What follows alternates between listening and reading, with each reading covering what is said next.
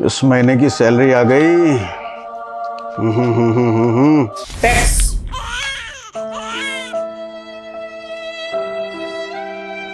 Sir मैं आपका laptop deliver करने आया हूं। अरे वाह क्या बात है, ये लो ये लो ये लो ये लो। टैक्स।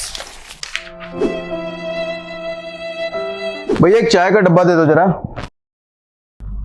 टैक्स।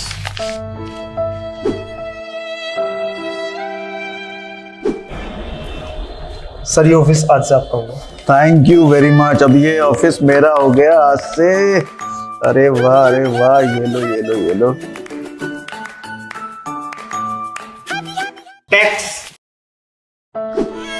कुछ बचा ही नहीं फिर, तो ले जाओ, बाद में लूंगा।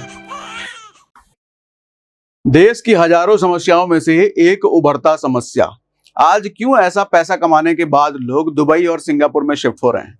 देखो भैया, ये चीजें जो मैं आज दिखाने वाला ना आपको, ये सब न्यूज़पेपर की कटिंग का हमने यहाँ पे स्क्रीनशॉट लगा दिया है। तो हो क्या रहा है, व्हाई इंडियाज मिलेनियर दुबई और सिंगापुर में क्यों शिफ्ट हो रहे हैं भैया इंडिया के मिलेनियर।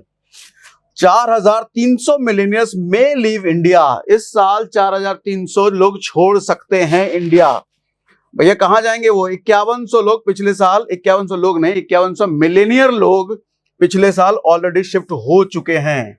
कहां जा रहे हैं ये लोग, दुबई जा रहे हैं, सिंगापुर जा रहे हैं। क्यों जा रहे हैं, इंडिया क्यों छोड़ के लोग जा रहे हैं, अभी आ रहे हैं इस बात पर।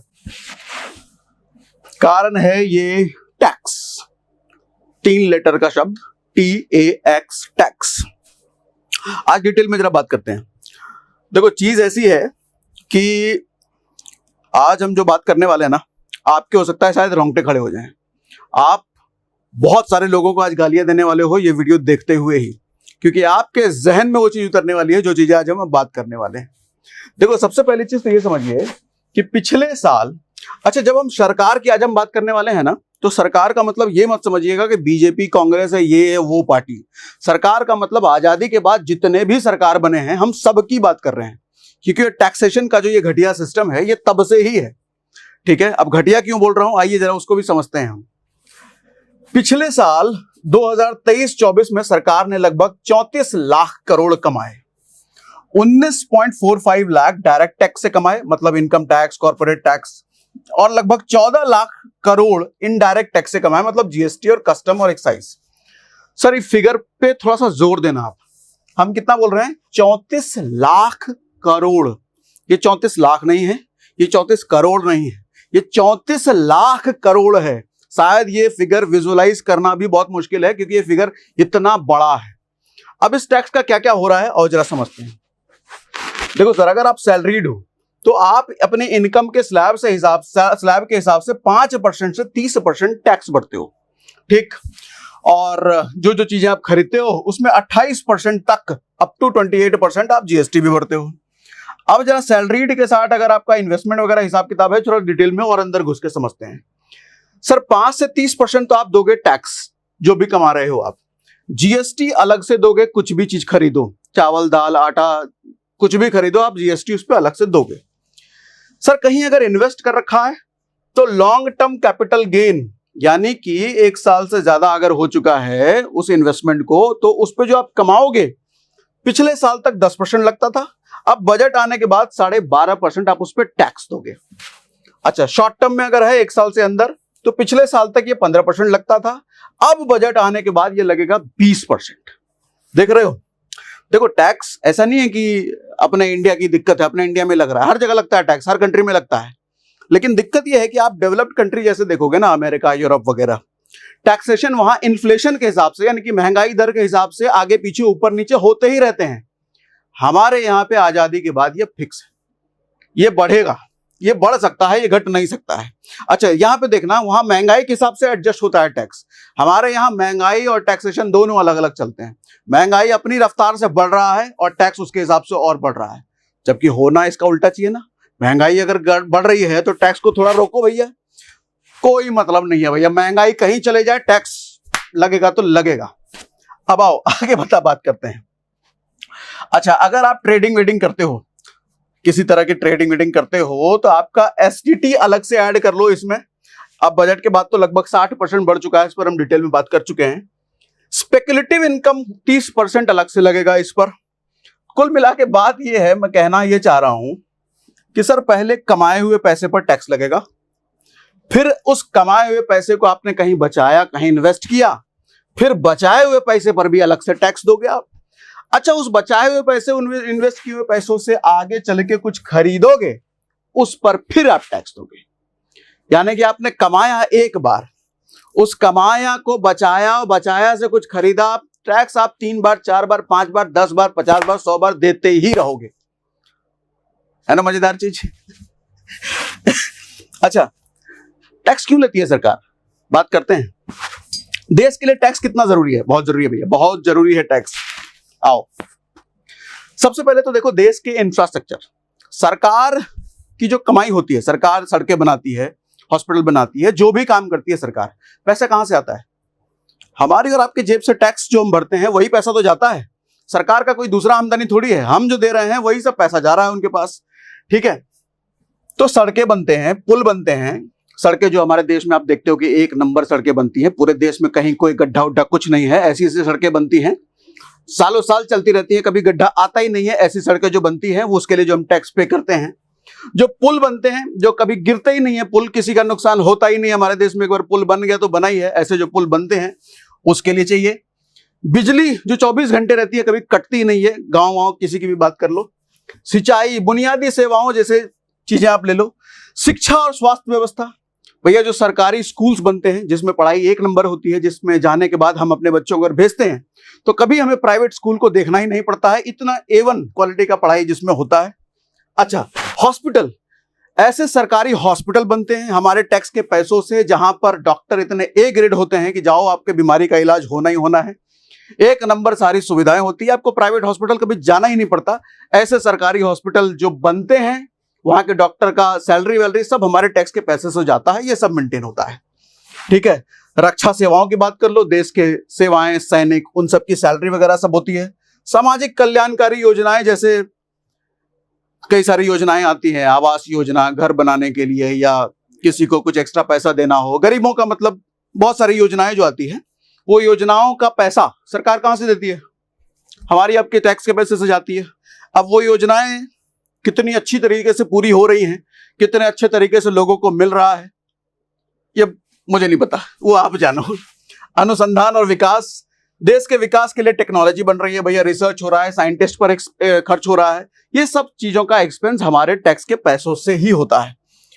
अब जरा ये समझते हैं कि भैया हम जो खर्च कर रहे हैं टैक्स में, जो दे रहे हैं, उसके बदले मिलता क्या है? ये मिलता है, दिल्ली आज दरिया है, मिंटो रोड पर ट्रक डूबा, धौला कुआं भी तालाब, क्या क्या है हाल। ये न्यूज़पेपर की कटिंग वटिंग लगा के रखी है मैंने। ये है हमारे टैक्स के पैसे का इस्तेमाल। झीलों का शहर दिल्ली, ये है हमारे टैक्स का पैसों का इस्तेमाल। सर मुंबई में भारी बारिश, सड़कों और रेलवे ट्रैक पर जलभराव, परिवहन सेवाएं बाधित, ये है हमारे टैक्स के पैसों का इस्तेमाल। ये गैस कर सकते हो कौन से शहर का हो सकता है? भारत के हर शहर की फोटो है ये। Sir Delhi airport roof collapse, कुछ महीनों पहले की खबर है, आपको पता होगा। दिल्ली एयरपोर्ट, दिल्ली कौन सी जगह है? भारत देश की राजधानी, जो पूरे इंडिया को रिप्रेजेंट करती है, उसका छत गिर गया, और गिरने के बाद क्या हुआ? ये हुआ था। ये सब जो इतने A1 क्वालिटी के एयरपोर्ट बनते हैं, हमारे आपके टैक्स के पैसे से तो बनते हैं, जो कभी गिरते ही नहीं है। देख रहे हो ना, बिहार में पुल गिरने का नाम थम ही नहीं रहा है। कटिहार में निर्माणाधीन ब्रिज के 2 पिलर नदी में बह गए। पुल जो बन रहे हैं, ऐसे पुल हमारे आपके टैक्स के पैसों से। ठीक, किशनगंज में बह गया पुल का अप्रोच, दर्जनों गांव पर का टूटा संपर्क, बेसुधा बना रहा प्रशासन। यह है एक नंबर सड़क हमारे देश का। ये कौन से शहर का बता सकते हो? भारत के हर शहर का है ये। और भैया आगे देखते हैं क्या क्या होता है। सरकारी हॉस्पिटल का हाल बेहाल, चूहे ने मरीज के पैर कुतर दिए, डॉक्टरों ने नहीं किया कोई इलाज। ऐसे ए ग्रेड के डॉक्टर, A1 क्वालिटी के डॉक्टरों का सैलरी हमारे आपके टैक्स के पैसों से आती है। ऐसा हॉस्पिटल जहां चूहे कुतर रहे हैं मरीजों के पैर, ऐसे ए क्लास A1 ग्रेड के हॉस्पिटलों को मेंटेनेंस सब कुछ, बनना वन्ना सब कुछ हमारे आपके। ठीक, आओ आगे देखते हैं। उत्तराखंड की राजधानी देहरादून में सरकारी स्कूल का बुरा हाल, शौचालय न बिजली। राजीव गांधी सेवा केंद्र में चल रहा है प्राथमिक विद्यालय। ऐसे ए ग्रेड स्कूलों का मेंटेनेंस हमारे और आपके। सर, पीने के पानी में सीवर के गंदे पानी से सेक्टर वासी परेशान। ऐसे पानी की सुविधाएं जो लोगों के लिए उपलब्ध कराई जाती है हमारे और आपके टैक्स के पैसों से। ये कुछ हाल है, देख ही रहे हैं आप। Sir, down the drain 62 crore खर्च कर दिए गए on sewer network, Gurgaon still flooded. Gurgaon एक ऐसा शहर है जहां 100 करोड़ के फ्लैट बिकते हैं। 100 करोड़ के फ्लैट, एक फ्लैट।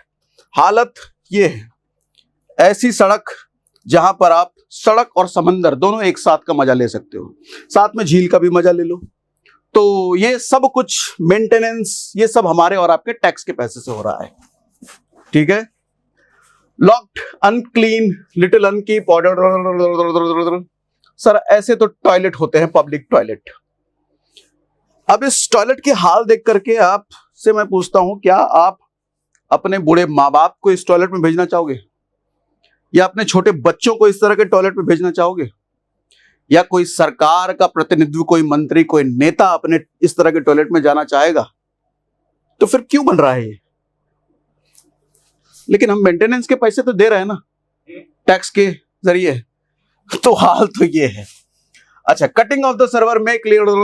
भैया, ये यमुना नदी का हाल है, जो कि लगभग 3 डेकेड से, 3 डेकेड है ना, 3 डेकेड, लगभग 30 साल से इसका काम चला ही जा रहा है, चला ही जा रहा है, चला ही जा रहा है, चला ही जा रहा है। और कब तक चलेगा पता नहीं। ये जो काम चल रहा है, ये पैसा कहां से आ रहा है? हमारे आपके टैक्स के पैसे, यही तो जा रहे हैं। अच्छा, और देखो भैया, क्या है ये? नमानी गंगे। भैया, 10 years on the Ganga still runs dirty. Ganga हम पूजा करते हैं, पवित्र, चला ही जा रहा है। मेंटेनेंस का काम, सफाई हो रहा है, कब तक होगा पता नहीं, लेकिन फिर भी टैक्स ही टैक्स, टैक्स ही टैक्स, टैक्स ही टैक्स। अब थोड़ा और अंदर घुसते हैं, जरा ध्यान से समझिएगा। रोटी, कपड़ा, मकान, खाने की हर चीजों पर टैक्स। किस चीज पर कितना टैक्स लगता है, जरा ये समझिए। खाने का क्या क्या सामान है और कहां से लिए, इसके हिसाब से टैक्स। आप अगर हल्दीराम का एक नमकीन, लेस, कुरकुरे, चिप्स वगैरह जो लेते हो ना सर, 12% आप उस पर टैक्स भरते हो। कोई आदमी अगर कहता है ना हम तो टैक्सेबल नहीं है, या डेटा भी जो आप पढ़ते होगे कि भारत में सिर्फ 1% लोग टैक्स देते हैं, गलत, झूठ। भारत के 100% लोग टैक्स देते हैं। सर, टैक्स देने का मतलब ये थोड़ी है कि आप जो कमा रहे हैं उसमें से कितना टैक्स।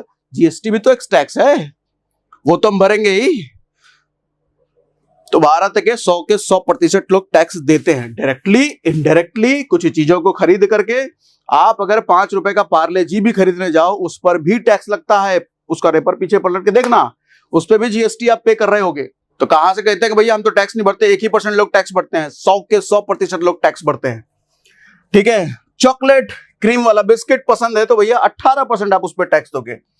एसी के रेस्टोरेंट में अगर खाना खाते हो तो 18% टैक्स दोगे। नॉन एसी में जाओगे तो 5% टैक्स दोगे। टैक्स तो देना पड़ेगा आपको। कहां जाओगे? पकड़ पकड़ के मार मार के टैक्स लेंगे, लेकिन लेंगे जरूर। अच्छा, कपड़ा वपड़ा खरीदो, कपड़े खरीदो, ड्रेस खरीदो, जीन्स खरीदो, 1000 रुपए से कम है तो 5% टैक्स दोगे। 1000 रुपए से ज्यादा है तो 12% टैक्स दोगे। 500 रुपए से कम का जूता अगर है तो 5% फिर भी दोगे टैक्स। 500 रुपए से ऊपर का जूता है फिर तो आपको लूट लिया जाएगा, 18% टैक्स दोगे आप। तो कितने का जूता पहने, कितने का भी पहनो, टैक्स तो देना ही पड़ेगा। ठीक है। घर बनाने के लिए कितना टैक्स लगता है? सर, घर के लिए सीमेंट, उस पर 28% टैक्स लगता है, 28%। स्टील और लोहा खरीदोगे 18%। टाइल्स खरीदोगे 5 से लेकर 28%। पेंट, वॉलपेपर, वैनिश वगैरह करेगा 28%, वहां भी। ईट, रोड़ी, पत्थर पर 5 से 28% फिर से टैक्स। कोई ऐसी चीज है कि इस पर टैक्स नहीं लग रहा? पानी, ना ना, वहां भी लग रहा है। कपड़ा, रोटी कपड़ा, मकान के अलावा कोई ऐसी चीज है सर? कौन सी चीज? जो भी चीज पैकेजिंग पे भी दुकान पे मिल रही है हाँ। छोटी तो उस पे टैक्स लगेगा। नहीं, मुझे तो लग रहा है हवा के अलावा किसी चीज पर टैक्स नहीं है। मैंने भी नहीं, हवा के अलावा हर चीज पर टैक्स है, उल्टा बोल दिया मैंने। लेकिन आजकल तो एयर प्यूरिफायर भी आ रहा है, उस पर टैक्स दोगे। क्योंकि हवा साफ नहीं है। हवा साफ नहीं है मतलब बच नहीं सकते, देना ही पड़ेगा। मोबाइल, फ्रिज, टीवी, लैपटॉप कुछ भी खरीदो भैया, लैपटॉप और कंप्यूटर खरीदोगे तो 18% टैक्स दोगे। मोबाइल फोन खरीदोगे 18% टैक्स दोगे। टीवी 32 इंच से कम है तो 18% टैक्स दोगे, 32 इंच से ऊपर है तो 28% टैक्स दोगे। मतलब पूरा इंतजाम है भैया। आप कम कमा रहे हो तो ठीक है, कम ले लेंगे टैक्स, ज्यादा कमा रहे हो तो ज्यादा लेंगे टैक्स, लेकिन लेंगे, लेके रहेंगे और कह के लेंगे। घोड़ा, गाड़ी और मोटरसाइकिल, कार पर कितना टैक्स लगता है? कार बनाने वाली कंपनी से ज्यादा सरकार कमाती है। अब ये शॉकिंग फैक्ट जरा देखिए, आजकल बड़ा फेमस है ना यूथ में कार, फॉर्च्यूनर। आपको क्या लगता है फॉर्च्यूनर इतनी बिकती है, वेटिंग में रहती है, कितना कमाती होगी फॉर्च्यूनर बनाने वाली कंपनी? 40,000 रुपए कमाती है एक फॉर्च्यूनर बेच करके, और डीलर कमाता है लगभग 1 लाख रुपए। लेकिन सरकार कमाती है 18 लाख रुपए एक फॉर्च्यूनर पर। तो असली धंधा कौन कर रहा है फॉर्च्यूनर बेच के या गाड़ी बेच करके? सरकार कर रही है भैया। फॉर्च्यूनर वाली कंपनी नहीं कर रही है, वो डीलर नहीं कर रहा है, सरकार कर रही है। क्योंकि ये 40,000 बेचारा फॉर्च्यूनर की कंपनी कमा रही है, लेकिन 18 लाख रुपए सरकार कमा रही है।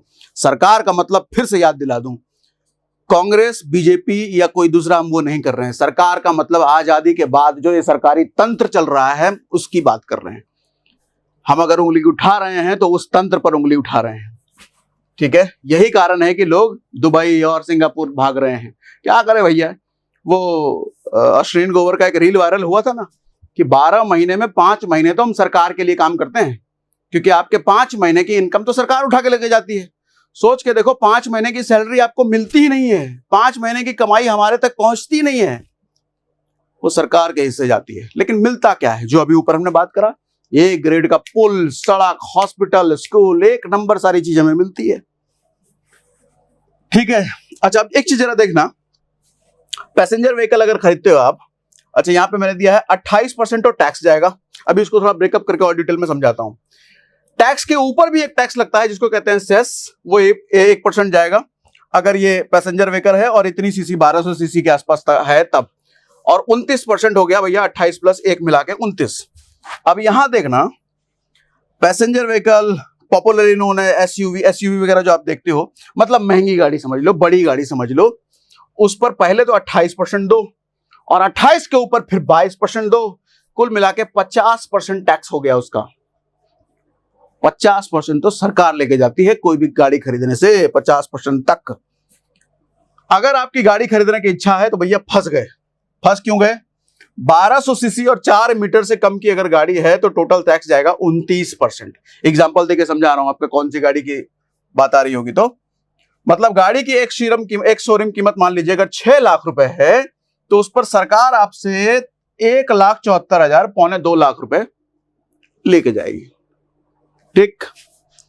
और क्या करेगी सरकार उसका? वही दिखाया ना ऊपर, पूरा बही खाता, वो सब काम होगा, 1 नंबर सुविधाएं हमें मिलती है। और अगर आपका मन बड़ी एसयूवी खरीदने का है तो फिर सरकार को जितने की गाड़ी है उसका आधा टैक्स दे देना, ठीक है।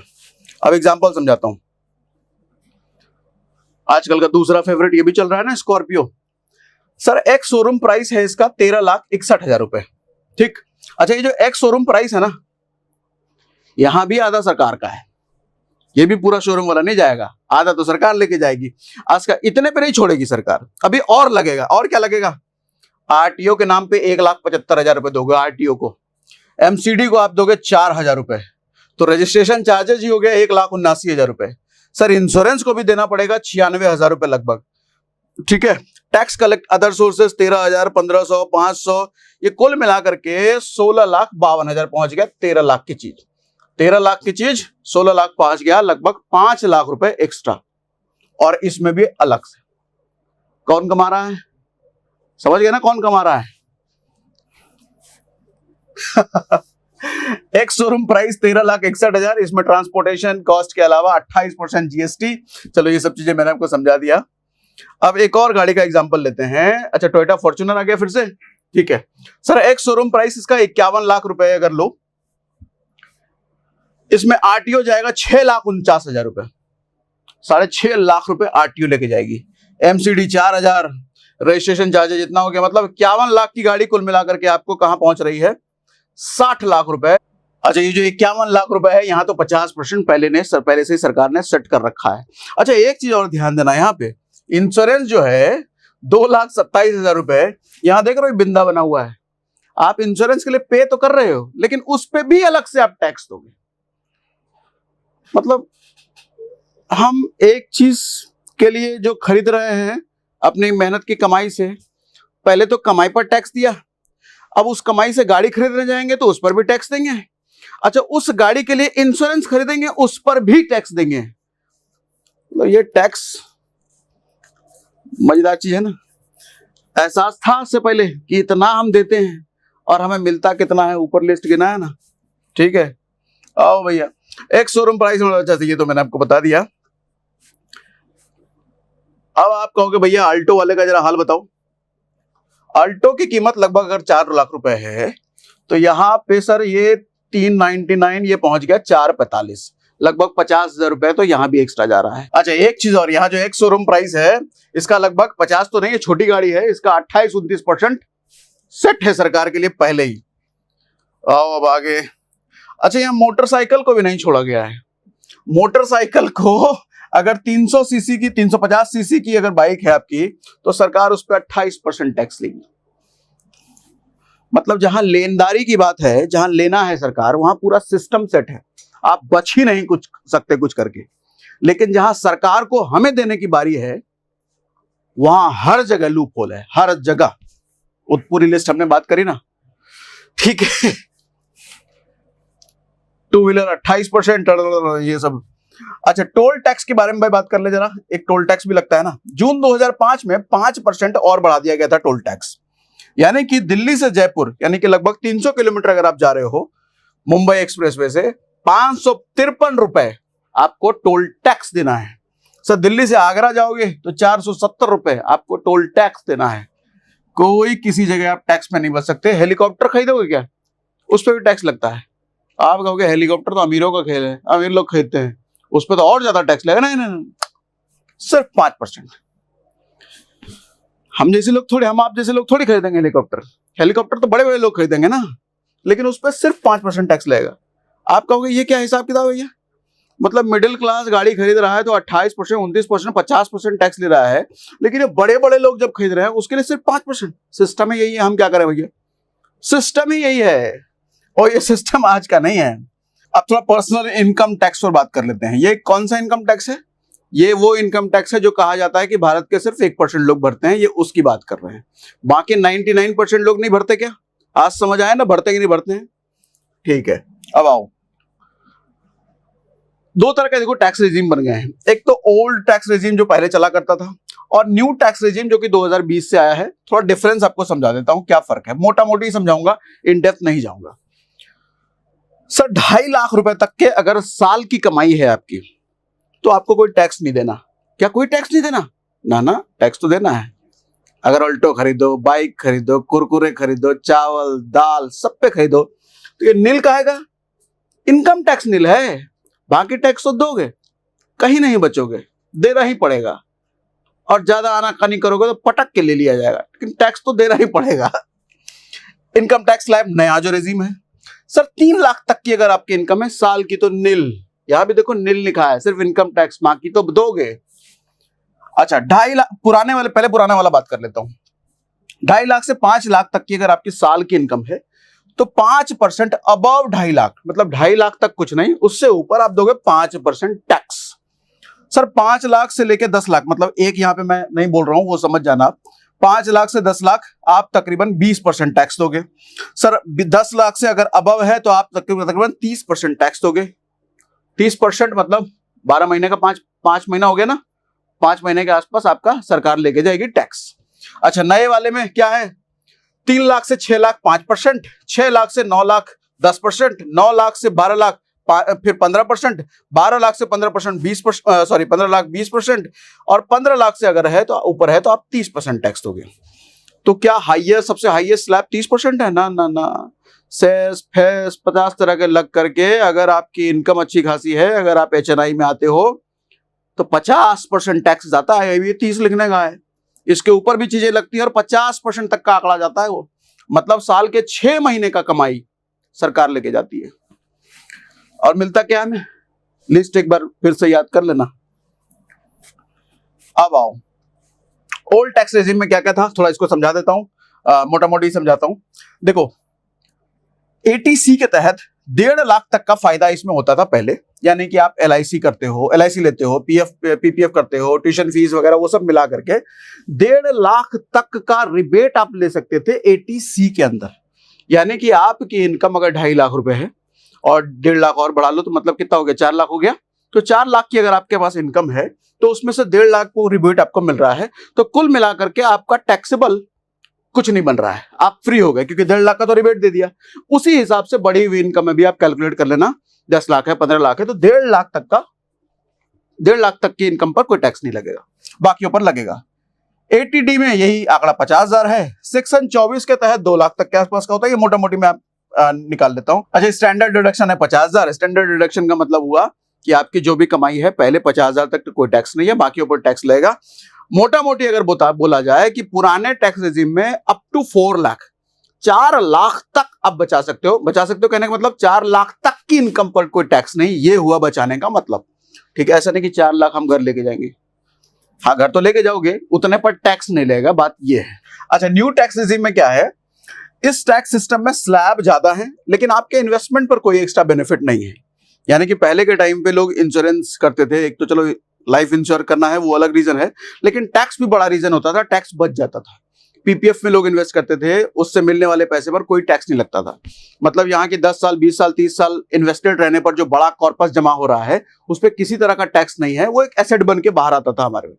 अब नहीं, अब फ्लैट हो गया है, अब लगेगा, सब पे लगेगा टैक्स। ठीक है, स्टैंडर्ड डिडक्शन इस सिस्टम में 75,000 मिलते हैं, जो पहले 50,000 था, जो हमने बात करा। कम सैलरी है और आपका कोई ज्यादा निवेश नहीं है तो बेटर है। मतलब इस टैक्स सिस्टम के कहने का मतलब शायद ये है कि नहीं, मुझे नहीं पता, आप समझिएगा। अगर आप गरीब हो, अगर आप मिडिल क्लास हो, कमाई आपकी कम है तो ठीक है, और ज्यादा इन्वेस्ट नहीं करते हो तो ठीक है। लेकिन अगर कमाई आपकी बढ़ी और ज्यादा इन्वेस्टमेंट है, टैक्स भर भर के दो, टैक्स। ठीक है, 5 लाख के इनकम पर 25,000 तक का टैक्स रिबेट मिल सकता है, मिल जाता है। स्टैंडर्ड हमने बात कर लिया। अच्छा, एक और चीज समझो, HNI, high net worth individuals. Sir, जिनकी इनकम 50 लाख से ऊपर है साल की, उनको HNI बोलते हैं। हाई नेटवर्थ मतलब नेटवर्थ उनका हाई है, ऐसा। 30% tax slab, surcharges plus cess, इन्हीं की मैं बात कर रहा था। सर, इनका 30% तो कहने का है, मोटा मोटी घुमा फिरा करके इनको 50% तक लगभग पहुंच ही जाता है खेल। मतलब ये 12 महीने में से 6 महीने सरकार के लिए काम करते हैं, सरकार के नौकर हैं। ठीक, यही कारण है कि शिफ्टिंग चल रहा है दुबई। अच्छा, एक बार ये मोटा मोटी आपको समझा देता हूं।